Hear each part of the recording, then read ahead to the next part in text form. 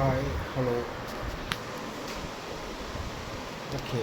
ஒரு முக்கியமான ஒரு விஷயம் பேசணும் நான். இப்போ டைம் வந்து பார்த்தீங்கன்னா 10:05 அண்ட் செப்டம்பர் என்ன 19 2025 19 ஃப்ரைடே. ஸோ இது வந்து என்னென்னா ரோபோ சங்கர் அவர் வந்து இப்போது உயிரோடு இல்லை, இறந்துட்டார். அண்டு எனக்கு வந்து ரொம்ப பிடிச்ச காமெடியன். அவர் ஒரு காமெடியனாக எனக்கு ரொம்ப பிடிக்கும். ஸோ அந்த மாதிரி ஓகேவா. ரோபோ சங்கர் வந்து பார்த்திங்கன்னா அது இது எது அதில் வந்து அவர் வர்றாருன்னா செம்ம கலகலப்பாக இருக்கும். அவர் வடிவேல் பாலாஜி இவங்கெல்லாம் செம்மையாக பண்ணுவாங்க. ரோபோ சங்கருடைய கண்டென்ட்டெல்லாம் ரொம்ப விரும்பி பார்ப்பேன்.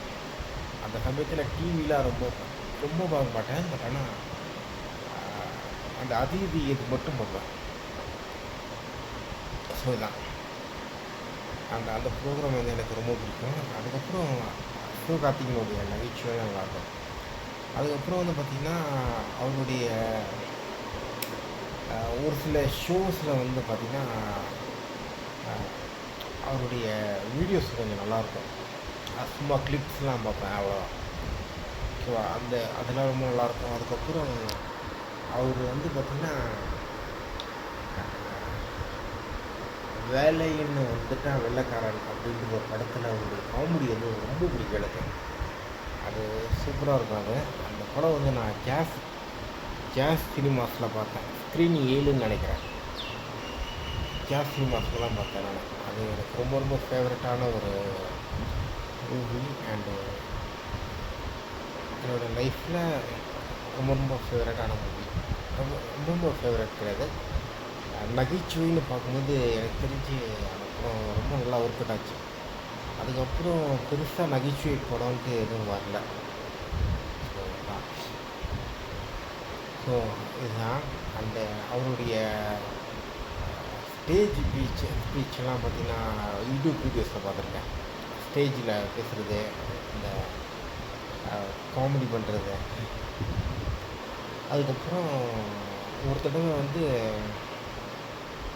இங்கே செம்பாக்கத்தில் வந்து பார்த்திங்கன்னா ஒரு கோயில் திருவிழாவில் வந்து அவர் பேசிகிட்டு இருந்தாங்க. என்னப்பா கூட்டமே வரல, ஒரு 4-5 பேர் தான் இருக்காங்க. இங்கேயாவது பரவாயில்ல, 4-5 பேர் இருக்காங்க. அண்டு வேற ஒரு இடத்துக்கு நாங்கள் போனோம், அங்கே ஆளே இல்லை, நாங்கள் மட்டும் தான் பேசிகிட்டு இருந்தோம். அந்த மாதிரி ரொம்ப நல்லா இருந்துச்சு. அவங்களுடைய காமெடி எனக்கு ரொம்ப பிடிக்கும். ஸோ இதுதான். அண்டு காமெடியில் வந்து ஒரு கருத்து சுதந்திரம் வந்து ரொம்ப முக்கியம். அதே சமயத்தில் காமெடி பண்ணுறதுலாம் ரொம்ப கஷ்டம். அதெல்லாம் கொஞ்சம் நல்லா பண்ணுவார் அவர். ஸோ அவ்வளோதான். நண்பர்களுடைய துரோகம்னு சொல்கிறாங்க. அது மூலமாக நிறைய சரக்கு உயிரோடு இல்லை. அவரோட ஹெல்த் இவ்வளோ மோசமான கண்டிஷனில் இருக்கும்போதே பயங்கர ஹார்ட் ஒர்க்கிங்காக தான் இருக்கார். அவர் கடைசி நாள் வரைக்கும் அவர் ஒர்க்கில் தான் இருந்திருக்காரு. ஸோ இதுதான். இப்போ என்னென்னா ரொம்ப வருஷமாக பார்த்துட்ருக்கேன். காலேஜ் படிக்கும்போதுலேருந்து அவருடைய காமெடி வந்து எனக்கு ரொம்ப பிடிக்கும். ஸோ வேறு என்னன்னா பிடிக்காத விஷயம் வந்து என்னென்னா அவர்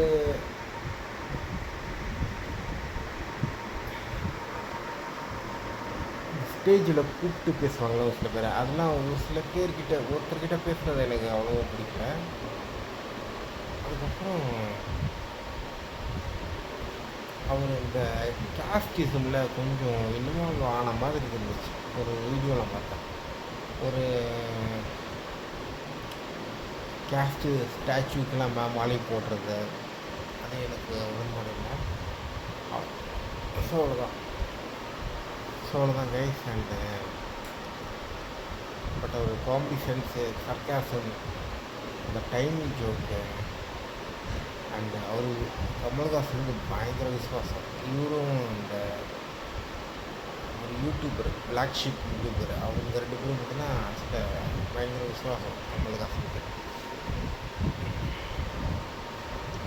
ரொம்ப டெடிகேட்டடான ஒரு பர்சன். விஜய் டிவியில் வர நிறைய ஆர்டிஸ்ட்டுங்க வந்து பயங்கர டெடிகேஷனாக இருப்பாங்க.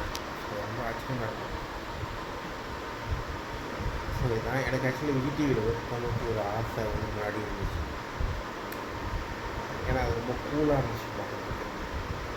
ஸோ அவ்வளோதான் கைஸ். அண்டு இப்போ இறந்துட்டாரு. எல்லோரும் ஹெல்த்தும் நல்லா பார்த்துக்கணும்.